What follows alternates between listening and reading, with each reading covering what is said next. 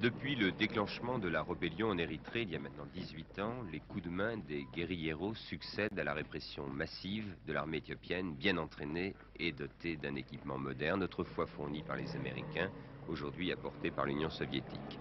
Avoir presque réussi à se rendre maîtresse de toutes les grandes villes d'Érythrée en janvier 1976, la rébellion, depuis l'automne 1978, marquait le pas, réfugiée dans les montagnes.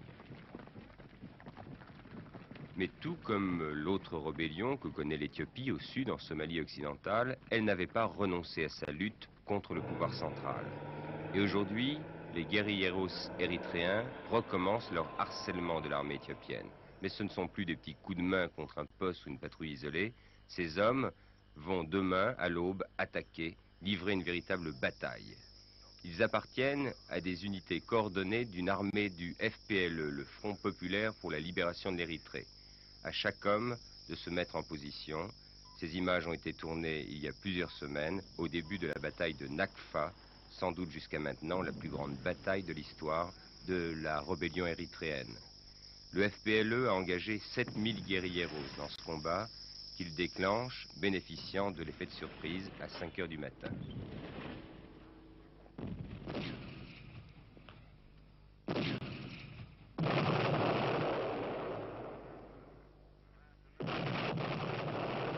Petros Salomon, le responsable militaire du FPLE de la région, a mis son plan de bataille très au point et tout se passe à peu près comme il l'a prévu. Le front est d'une quinzaine de kilomètres, des unités de partisans attaquent de 4 directions différentes, leur seul matériel lourd, 3 chars T-55, récupérés au cours d'opérations précédentes, et 2 canons de 120 mm, ainsi que de nombreuses mitrailleuses. Il s'attaque à la ligne de défense de Nakfa en essayant de couper en deux le dispositif de défense éthiopien. Nakfa est défendu par 13 000 hommes, 2 brigades mécanisées, 3 bataillons d'artillerie.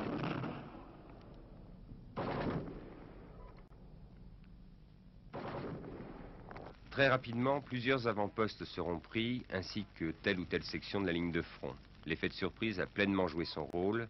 Déjà de très nombreux tués parmi l'armée éthiopienne, fauchés par la mort avant d'avoir pu organiser sa défense. Des véhicules brûlent avant qu'on ait pu les mettre en mouvement. On n'a même pas parfois eu le temps de retirer leurs housses des lanceurs d'obus. Lorsqu'ils arrivent sur certains de leurs objectifs, les guérilleros érythréens du FPLE s'approprient immédiatement le matériel militaire qu'ils récupèrent et tout de suite, ils utilisent l'avantage d'un armement supplémentaire.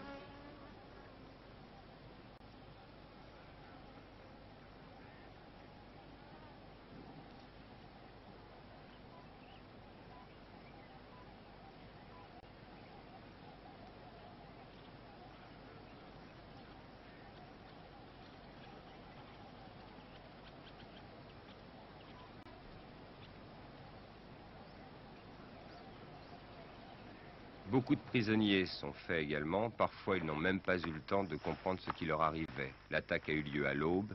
Il y aura déjà 600 prisonniers avant la fin de la matinée. Dès que leurs blessés seront soignés, il faudra les évacuer en dehors de la zone de combat, car ces combats continuent. Les blessés du FPLE, eux, repartiront à l'attaque. Les Éthiopiens ont pu par radio demander une aide à l'aviation. Elle ne va pas tarder à arriver.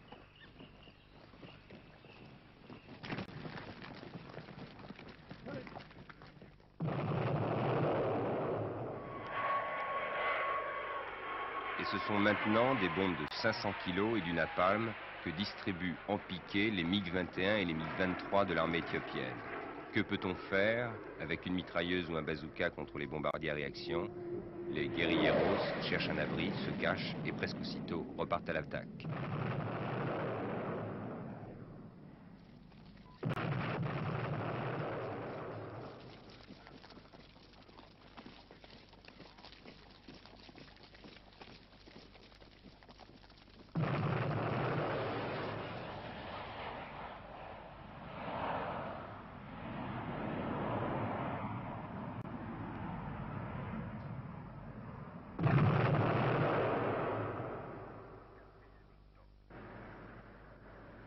Parfois, L'ennemi qui riposte est tout près, mais il est bien difficile à discerner à l'œil nu dans ces montagnes pierreuses recouvertes de savanes boisées.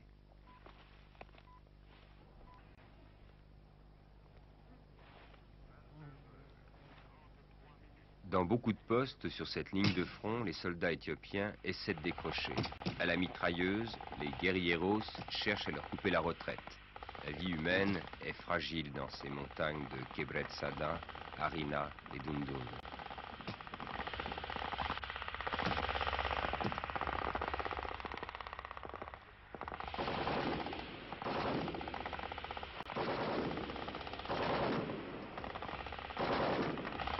Et ensuite, ces terrains abandonnés, il faut se précipiter pour aller les occuper. Et les Éthiopiens sont de redoutables soldats. Lorsqu'ils arrivent, les guerrilleros érythréens trouvent surtout des carcasses de camions en flammes. Ce jour-là, l'armée d'Addis Abeba semble bien avoir perdu une brigade entière mise hors de combat, 2 chars T-54, 6 chars T-55, une vingtaine de pièces d'artillerie lourde, plus de 50 véhicules et camions militaires. Beaucoup plus de matériel encore a été détruit. Plus encore que les armes, les guerrilleros aiment capturer comme ici un camion de l'intendance de l'armée éthiopienne. Car si les maquisards aujourd'hui montent parfois de véritables armées classiques, ils n'en cessent pas pour autant d'être aussi une armée de va-nu-pieds, souvent traqués dans les montagnes.